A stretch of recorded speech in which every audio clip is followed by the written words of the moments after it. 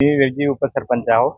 तर सीमावाद असा आहे की आम्ही जवळ लहानपासून बघतोय की ही जागा महाराष्ट्राची होती.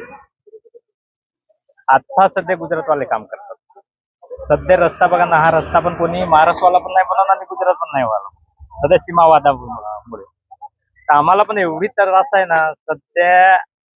ही इमारत पण सध्या गुजरातवालेच बनवत आहे. 500 मीटरच्या आतमध्ये. पहिले आधी हा महाराष्ट्रवालाच कब्जा होता. काही करण्यासाठी काय काय मागणी आहे आपली ग्रामपंचायत? आता सध्या जोपर्यंत सीमा फिक्स नाही होत तोपर्यंत स्थगित ठेवायला पाहिजे दोन्ही राज्यांना बॉर्डरच्या विषयी. मोजणी आलेली ती का स्थगित करतात? ते काल आले होते. गुजरातचे पण तहसील आले होते आणि महाराष्ट्राचे पण तहसील आले होते. ते काही करण्यासाठी काय हे झालं तर आम्हाला पण त्यांनी काय नाही कळवलं की कोणत्यामुळे स्थगिती झाली. राज्य सरकारने एवढाच पुढाकार घेतला पाहिजे की महाराष्ट्र आणि गुजरातची जी बॉर्डरची हद्द आहे ती निश्चित केली पाहिजे.